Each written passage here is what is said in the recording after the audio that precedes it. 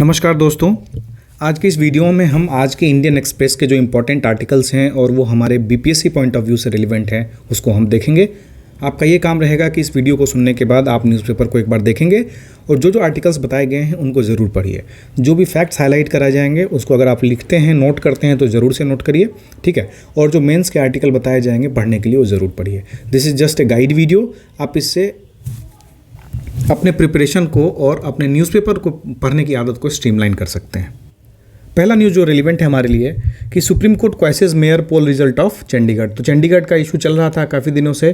वहाँ के mayor election में किस तरह से प्रिजाइडिंग ऑफिसर ने 8 वोट को इनवैलिड करार दिया और बीजेपी का मेयर जो है वहाँ चुनाव जीत गया। तो उसको सुप्रीम कोर्ट ने अवैध करार दिया और आम आदमी पार्टी का जो मेयर था उसको अपने पोजीशन पर इंस्टेट किया। इससे हमको क्या सीखने लायक चीज़ है?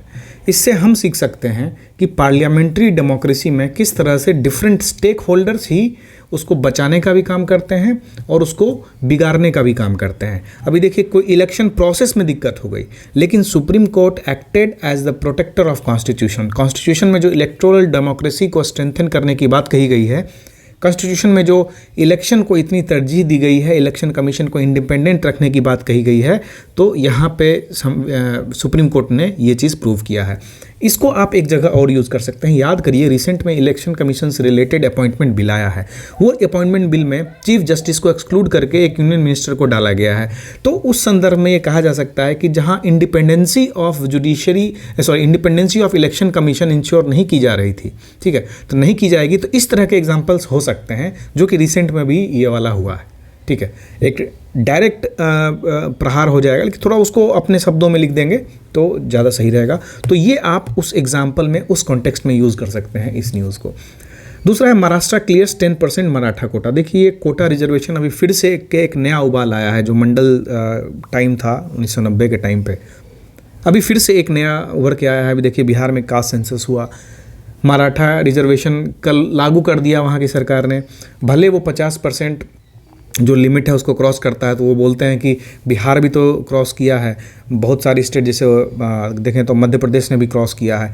तो जो अलग अलग स्टेट्स हैं उन्होंने 50% का लिमिट क्रॉस किया है, तो वाई नॉट अस।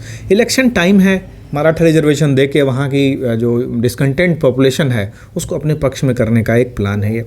लेकिन आप ये चीज़ समझिए कि संवैधानिक रूप से रिजर्वेशन किनको अलाउड है, संवैधानिक रूप से रिजर्वेशन किनको दिया जा सकता है, हमारे संविधान में क्या क्या प्रावधान है रिजर्वेशन के लिए, इसकी हिस्ट्री क्या है रिजर्वेशन की, ये सब आप एक दो कमीशन सीट में याद कर लेंगे। क्योंकि ये चीज़ जो है हमारे जो कोएलिशन पॉलिटिक्स है और जो रीजनल पार्टीज़ हैं उनके पॉइंट ऑफ व्यू से इंपॉर्टेंट हो जाता है कि जो मराठा रिजर्वेशन देने की कोशिश की गई है, तो रीजनल पार्टीज़ जो है ये अपना हित तलाशने की कोशिश कर रहे हैं वहाँ पे। तो इस एग्जाम्पल को आप उसमें रिसेंट कॉन्टेक्स्ट में डाल के लिख सकते हैं, ठीक है। फिर अभी जो प्रोटेस्ट चल रहा है पंजाब के फार्मर्स, पंजाब हरियाणा के जो फार्मर्स आए हैं उनसे रिलेटेड काफ़ी कुछ चल रहा है। कहीं कुछ बोल दिया, कहीं कुछ बोल दिया, ये हमारे लिए काम की चीज़ बिल्कुल भी नहीं है। उसको इग्नोर करके चलना है, क्योंकि most of them are politically motivated, most of them are planted. तो आपको बिल्कुल भी वैसा नहीं रखना है। आगे अपना जो एकेडमिक पॉइंट ऑफ व्यू है बस उस पर स्टिक रहना है। Jammu Kashmir gets its first electric train, है ना, दिस इज़ वेरी इंपॉर्टेंट। अब जैसे ही वहाँ पे देखिए आर्टिकल 370 खत्म हुआ, आर्टिकल 35 से निरस्त किया गया, उसके बाद क्या हुआ, जो 35 से था उस 370 के अंदर था, तो जो JNK में फर्स्ट इलेक्ट्रिक ट्रेन आया, इसका ये मतलब है कि जम्मू कश्मीर जो है प्रोग्रेस की दिशा में है ना। क्योंकि जम्मू कश्मीर में जब तक आर्टिकल 370 था वहाँ पे कुछ भी सेंट्रल गवर्नमेंट अपने हिसाब से इनिशिएटिव्स नहीं ले सकती थी।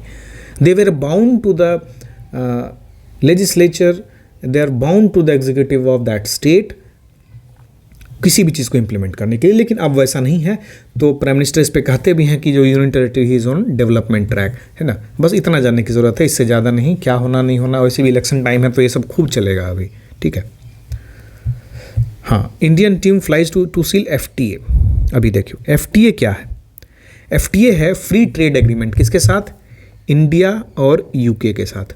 तो इंडिया UK रिलेशंस में हम इस एग्जाम्पल को कोट कर सकते हैं कि जो चैलेंजेस हैं उसमें हम ये आएगा मेरा कि अभी तक दोनों के बीच में जो ट्रेड टैरिफ्स हैं बहुत ज़्यादा हैं, ट्रेड बैरियर्स बहुत ज़्यादा हैं, तो उसको कैसे कम किया जाए। तो रिसेंटली काफ़ी राउंड ऑफ मीटिंग्स हुई हैं फ्री ट्रेड एग्रीमेंट के लिए, तो इन दोनों कंट्रीज़ के बीच में ऐसा चल रहा है, ऐसा करके आप लिख सकते हैं इस एग्जाम्पल से।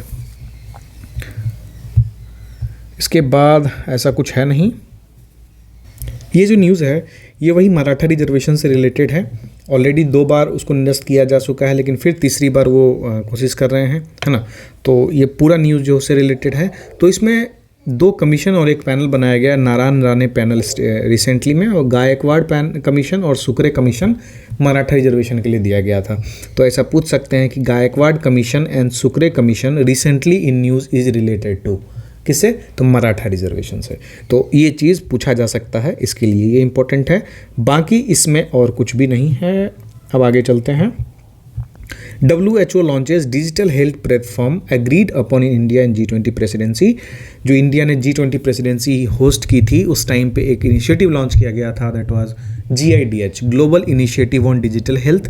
एक वर्चुअल प्लेटफॉर्म था for sharing knowledge and digital products among countries. तो उसको जो है लॉन्च कर दिया गया। किसने लॉन्च किया है, WHO ने लॉन्च किया है। ये इन्फॉर्मेशन आपके प्रीलिम्स पॉइंट ऑफ व्यू से इंपॉर्टेंट है कि GIDH has been launched by NITI Aayog, government of India, WHO, united nations, है ना। तो इसमें WHO मारना है, तो इस तरह का क्वेश्चन पूछा जा सकता है। अब आप इसमें 8 मार्क करके क्वेश्चन प्रिपेयर कर सकते हैं GIDH से, है ना। GIDH को मैंने करंट अफेयर में करवाया भी था 69th BPSC का टाइम पे। यही GIDH है, इसको आप 7 नंबर 8 नंबर वाला जो सवाल है उसमें पूछा जा सकता है, इसके लिए आप इसको प्रिपेयर कर लेंगे। इसलिए हमारा ये जो टॉपिक है ये इंपॉर्टेंट है। अदर देन दिस इसमें कुछ काम का चीज़ नहीं है। फिर देखिए यहाँ पे एक्सटर्नल अफेयर्स मिनिस्टर ने कहा है कि Moscow never hurt India's interest. तो ये आप एग्जांपल लिख सकते हैं। अगर इंडिया रशिया का रिलेशन का बात आया तो आप लिखेंगे रिसेंट कॉन्टेक्स्ट में कि in spite of many conflicts, है ना, इंडिया और रशिया हमेशा से ऑल वेदर पार्टनर्स रहे हैं, और there has been some talks regarding Russia's attitude या रशियाज़ बिहेवियर टुवर्ड्स इंडिया। और इस पे एक्सटर्नल अफेयर्स मिनिस्टर ये कहते हैं कि Moscow had never hurt India's interest, है ना। तो ये उत्तर पक्ष में बात हो जाएगा, दोनों के रिलेशंस को प्रगाढ़ करने की बात हो जाएगी। तो ये इंपॉर्टेंट है और आप इसको अपने आंसर्स में कोट कर सकते हैं इन IR GS1 सेक्शन 2, ठीक है। उसके बाद ये न्यूज़ आर्टिकल देखें तो इसमें इंपॉर्टेंट है मिलान 24। मिलान 24 है क्या, तो मिलान 24 जो है मल्टीलेटरल नेवल एक्सरसाइज है। कहाँ हो रहा है, विशाखापत्तनम में हो रहा है। किसको इन्फ्लुएंस करने के लिए, किसके लिए हो रहा है, इंडिया की डिफेंस डिप्लोमेसी जो है इसको बढ़ाने के लिए ये चीज़ किया गया है। तो इस मिलान 24 में ऐसा क्या हुआ, तो आपके टेक्नोलॉजी पॉइंट ऑफ व्यू से, प्रीलिम्स पॉइंट ऑफ व्यू से देखिए, एक वेसल है deep submergence rescue vessel, DSRV का फुल फॉर्म पूछ सकते हैं, या फिर मिलान 24 में क्या लॉन्च किया गया वो पूछ सकते हैं। DSRV कहाँ लॉन्च किया गया, कब लॉन्च किया गया, कौन से इवेंट के दौरान लॉन्च किया गया वो पूछ सकते हैं। DSRV का फंक्शन क्या है वो पूछ सकते हैं। तो इसके लिए ये आर्टिकल इंपॉर्टेंट हो जाता है। आप इसको देखेंगे तो आपको काफ़ी कुछ अच्छा लगेगा इसमें। वो क्या है, एक सबमरीन रेस्क्यू वेसल है। अगर कोई सबमरीन जो है डूबने लगता है या सिंक हो जाता है या मिसिंग हो जाता है, तो DSRV क्या करता है, उसको पहले तो लोकेट करने का काम करेगा। अगर मिल जाएगा तो उसमें जो पर्सनल ट्रैप्ड होंगे उनको निकालने का काम करेगा और उनको इमरजेंसी सप्लाई देने का काम करेगा। तो नेवी ने रिसेंटली में 2 DSRV एक्वायर किए हैं, एक वेस्ट कोस्ट के लिए, एक ईस्ट कोस्ट के लिए। जो कि वेस्ट कोस्ट में देखें तो मुंबई है, ईस्ट कोस्ट में विशाखापत्तनम है। और India is among 12 countries including the US, China, Russia and Singapore to possess this technology. इसलिए ये इंपॉर्टेंट है। इससे ज़्यादा आप और थोड़ा पढ़ लीजिएगा। मिलान 24 और DSRV ये इंपॉर्टेंट पॉइंट है इस न्यूज़ आर्टिकल का, जो आपके प्रीलिम्स पॉइंट ऑफ व्यू से एक्सट्रीमली इंपॉर्टेंट है ना। टेक्नोलॉजी वाला जो पार्ट होता है उसमें ये इंपॉर्टेंट है ना। ऋतुराज सिंह डाइड, बहुत सारे मूवीज़ वेब सीरीज़ में हमने देखा था इनको। वही कुलदीप कुमार टीटा हैं, यही हैं चंडीगढ़ के मेयर जिनको सुप्रीम कोर्ट ने रिसेंटली रीइंस्टेट किया है। Buddha's relics at national museum to be displayed in Thailand. This is important. Why, because we have Buddha as very important theme for our prelims. तो इसमें कहाँ से क्या होने वाला है कि नेशनल म्यूजियम में जो बुद्धा के रिलिक्स हैं उसको कहाँ डिस्प्लेस किया जा रहा है, या फिर इससे रिलेटेड कुछ स्टेटमेंट बेस्ड अगर क्वेश्चन बनाएं तो वो बना सकते हैं, है ना। तो ये आर्टिकल जो इंपॉर्टेंट है इसको आप पढ़ेंगे, इसको आप डिटेल से पढ़ेंगे। अब आते हैं एडिटोरियल में। ठीक है, अभी देखिए एडिटोरियल में एमएसपी का तो अभी चल ही रहा है और पुष्पेंद्र सिंह ये किसान नेता हैं, इन्होंने आर्टिकल लिखा है मिनिमम सपोर्ट प्राइस के क्यों होना चाहिए और लीगल बैकिंग क्यों मिलनी चाहिए, उसके सपोर्ट में यह बात है। आप इसको पढ़ सकते हैं और एमएसपी के जो लीगल बैकिंग क्यों होनी चाहिए उसके पक्ष में आपको इस आर्टिकल में काफ़ी पॉइंट्स मिल जाएंगे। ठीक है, तो अगर लीगल बैकिंग मिल जाती है तो क्या प्रभाव पड़ेगा, प्राइवेट सेक्टर में क्या नाराज़गी होगी क्या, तो इस तरह की चीज़ें इस आर्टिकल में इन्होंने डिस्कस की हैं। ये जो आर्टिकल है ग्रीनिंग ग्रोथ, ये इंपॉर्टेंट है क्योंकि इन्वायरमेंट क्लियरेंस जो है, हम देखो हमेशा एक डिस्कशन चलता है, डिबेट चलता है इन्वायरमेंट और डेवलपमेंट को लेके। अगर हम डेवलपमेंट पे फोकस करते हैं तो इन्वायरमेंट डैमेज होता है, अगर हम इन्वायरमेंट बचाने लगते हैं तो डेवलपमेंट हमारा हिंडर हो जाता है। तो there has to be some balance between environment and development, वही चीज़ इसमें दिया हुआ है। बहुत अच्छा आर्टिकल है, आप इसको लिख के रख सकते हैं, है ना, क्योंकि अभी जो इन्वायरमेंट का पोर्शन है हमारे GS2 सेक्शन 3 और GS2 सेक्शन 2, इन दोनों में इंपॉर्टेंट है ये। सेक्शन 3 में आप टेक्नोलॉजी वाले में एक आध इन्वायरमेंट कहा जाता है और सेक्शन 2 में इकोनॉमी है तो इन्वायरमेंट रहेगा और इकोनॉमी है तो डेवलपमेंट रहेगा। तो ये सब चीज़ है, तो इसके लिए इंपॉर्टेंट है, ये आर्टिकल आप ज़रूर पढ़ेंगे, है ना, यहाँ से आपको काफ़ी कुछ मिलने वाला है। फिर है एल नीनो ला नीना, आपने ऑलरेडी पढ़ा है कि एल नीनो क्या होता है और ला नीना क्या होता है और उसका क्लाइमेट पे, अपने इंडियन क्लाइमेट पे उसका क्या इम्पैक्ट होता है। तो दिस इज़ ऑल्सो इम्पॉर्टेंट, ये भी आपको पढ़ना चाहिए। अच्छा, यहाँ पे नरेंद्र मोदी जी का एक आर्टिकल है तो आप इसको देख सकते हैं, वैसे ज़्यादा इंपॉर्टेंट नहीं है। अभी क्या है, संत शिरोमणि आचार्य विद्यासागर महाराज जी के बारे में है कि किस तरह से उन्होंने समाधि ली थी कल, अपने लाइफ का एंड किया था, तो उसके बाद उन्होंने ये आर्टिकल लिखा है। देखिए क्या होता है कि प्राइम मिनिस्टर के जो स्पीचेस होते हैं ना, काफ़ी कंटेंट रिच होता है, आपके एग्जामिनेशन पॉइंट ऑफ व्यू से काफ़ी बढ़िया होता है। अगर आप हिंदी माध्यम के हैं तो अभी नरेंद्र मोदी जी की एक किताब भी आई है जो मन की बात या बाकी सब जो स्पीचेस हैं, जो संविधान से रिलेटेड जो भी उन्होंने डिस्कशंस किए हैं, जो अपने स्पीचेस में यूज़ किए हैं कॉन्टेक्स्ट, उनकी चर्चा करके उनका एक संकलन बनाया गया है, हिंदी माध्यम में रिलीज़ हुआ है, आप पढ़ सकते हैं, वो बहुत बढ़िया है और आपके मेन्स पॉइंट ऑफ व्यू से आपके आंसर को एनरिच करने में काफ़ी हेल्प करेगा, है ना। आगे चलते हैं। यहाँ पे एक वन लाइनर है कि कौन सा एयरलाइन ने अभी cabin bag only fair launch किया है, तो वो एयर इंडिया ने लॉन्च किया है ना। देखिए ये आर्टिकल इंपॉर्टेंट है, स्मॉल स्केल फिशिंग और WTO रिलेशन, है ना। पहला तो WTO जहाँ भी आए तो आपका एकदम कान खड़ा होना है, देखना है WTO से रिलेटेड क्या न्यूज़ है, क्योंकि ये बहुत इंपॉर्टेंट थीम हो जाता है आपके प्रीलिम्स और मेंस दोनों के पॉइंट ऑफ व्यू से। WTO अगर आप देखेंगे तो आपको समझना पड़ेगा कि WTO संस्था क्या है, WTO का काम करने का ऑब्जेक्टिव क्या है, ये क्या करती है, उसके बाद इसमें कौन कौन सी सब्सिडीज एग्जिस्ट करती हैं, है ना। WTO में कौन कौन सी, ऑलरेडी मैंने इसके बारे में बताया भी आपको, है ना। तो WTO में कौन कौन सी सब्सिडीज़ एग्जिस्ट करती हैं, अगर इन सब्सिडीज़ के बारे में आपको पता लग गया, है ना, तब आप डिटरमाइन कर पाएंगे कि जो स्मॉल स्केल फिशिंग है या एग्रीकल्चर रिलेटेड सब्सिडीज जो वहाँ चल रही हैं उसका क्या रिलेवेंस है, उसका क्या सिग्निफिकेंस है। तो आप WTO से रिलेटेड जो भी चीज़ें हैं आप उसको पढ़ेंगे। और फिर ये न्यूज़पेपर जो है ये कहना चाह रहा है कि जो फिशरमैन फोरम है या जो फिशरमैन का ग्रुप है वो कहना चाह रहे हैं कि जो स्मॉल स्केल फिशिंग है ना उसको फिशरी सब्सिडीज से बाहर, मतलब फिशरी नेगोशिएशन से बाहर रखो, उसको WTO टॉक में नहीं लाओ।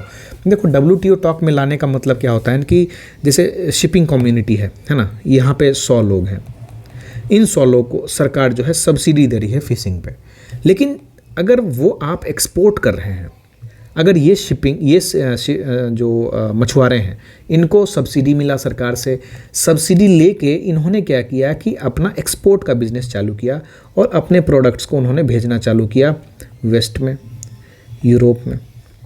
तो क्या होगा, अब एक लामबंदी बनेगी WTO में, क्योंकि बहुत सारी कंट्रीज हैं जो एक्सपोर्ट करते हैं। तो एक रेगुलेशन बनाया जाएगा कि देखो अगर आप अपने मछुआरों को पैसा देते हो, इसका मतलब है कि वो एक्सपोर्ट ज़्यादा कर पा रहे हैं, उनको प्रॉफिट मार्जिन ज़्यादा बन रहा है ना। तो एक्सपोर्ट ज़्यादा करेंगे वो आपके यहाँ से एक्सपोर्ट ज़्यादा होगा। तो अगर आपके यहाँ से एक्सपोर्ट ज़्यादा हो गया तो दूसरी कंट्रीज जो हैं उनका ट्रेड हैम्पर होगा। तो उसको बैलेंस करने के लिए वो WTO के पास जाते हैं और बोलते हैं कि भाई देखो वहाँ से फिशिंग का ऐसा ऐसा हो रहा है, आप कुछ करो। तो WTO इसमें रेगुलेशन लगाएगी कि भाई देखो आप जो सब्सिडी दे रहे हैं उसमें कटौती करिए, जो फिशिंग रिलेटेड जो प्लानिंग है आपकी जो स्कीम्स हैं उसमें कटौती करिए। तो इसके लिए कटौती ना हो अभी, इसके लिए एसोसिएशंस जो हैं वो कहना चाह रही हैं कि जो स्मॉल स्केल फिशिंग है उसको WTO टॉक से एग्जेम्प्टेड रखिए। क्योंकि अभी तक क्या है, अभी तक स्मॉल स्केल फिशिंग जो है इंडिया में बहुत ज़्यादा नंबर्स में है। हम ट्रॉलर्स वगैरह का यूज़ उतना ज़्यादा नहीं करते हैं जितना श्रीलंका है या बाकी जो कंट्री जो सी कोस्ट पे हैं वो करती हैं। तो अगर हम इनको WTO टॉक में इंक्लूड कर लेंगे तो क्या होगा, हमारा लाइवलीहुड इशू हो जाएगा, हमको प्रॉफिट मार्जिन मेरा एकदम रिड्यूस हो जाएगा, कम हो जाएगा। हम इंटरनेशनल रूल्स एंड रेगुलेशंस में आ जाएंगे जो कि हमारे लाइवलीहुड को सस्टेन करने में डिफ़िकल्टी होगी। तो इस आर्टिकल का यही मेन संदर्भ है। अगर आप WTO की सब्सिडीज़ पढ़े रहेंगे तब आपको अच्छे से समझ में आएगा अम्बर बॉक्स सब्सिडी क्या होता है, ग्रीन सब्सिडी क्या होता है ना। तो वो सब चीज़ थोड़ा समझ में आना चाहिए। फिर पेरिस एग्रीमेंट में जो कुछ एक क्लॉज हुआ था उस क्लॉज के बारे में भी जानना ज़रूरी है आपको कि कौन सा क्लॉज फूड सिक्योरिटी से रिलेटेड था। जब इंडिया में फूड सिक्योरिटी बिल आया था, एक्ट आया था, तो उसके बाद से WTO में हो हल्ला मच गया था कि यहाँ पे फूड सिक्योरिटी के लिए भी पैसा दे रहे हैं। तो क्या होगा, उससे एक्सपोर्ट में जो है सस्ता माल चला जाएगा बाहर और बाहर डंपिंग की सिचुएशन आ जाएगी। इसके लिए अपोजिंग कंट्रीज़ जो हैं वो उसको अपोज करने का काम करती हैं। तो इसके लिए इम्पोर्टेंट है, ये इंपॉर्टेंट चीज़ है, इसको पढ़ के रखेंगे, संदर्भ मिलेगा इससे, बहुत अच्छा कॉन्टेक्स्ट मिलेगा आपको। अच्छा, ये आर्टिकल जो है ये काफ़ी इंपॉर्टेंट है क्योंकि हमारा जो साइबर सिक्योरिटी है इस पे हमेशा क्वेश्चन पूछता है ना, हमेशा क्वेश्चन पूछता है। और साइबर सिक्योरिटी जब भी आप डील करते हैं तो इसमें डेटा प्राइवेसी जो है ये one of the major areas आता है जिसको आप डिस्कस करते हैं साइबर सिक्योरिटी में। तो डेटा प्राइवेसी से रिलेटेड ही एक लीकेज हुआ है और काफ़ी हैवी लीकेज हुआ है जिसको सर्टिफाई किया है सर्टिन ने। सर्टिन है एक संस्था है जो हमारे यहाँ साइबर सिक्योरिटी को ओवरसी करती है, जो एक ओवर पावरिंग बॉडी है, जो एक ऐसी बॉडी है जो रेगुलेट करती है किस तरह की साइबर सिक्योरिटी होनी चाहिए। उसने ये कहा, वो अभी इन्वेस्टिगेट कर रही है कि बहुत ज़्यादा इंडियंस का डेटा ब्रीच हुआ है।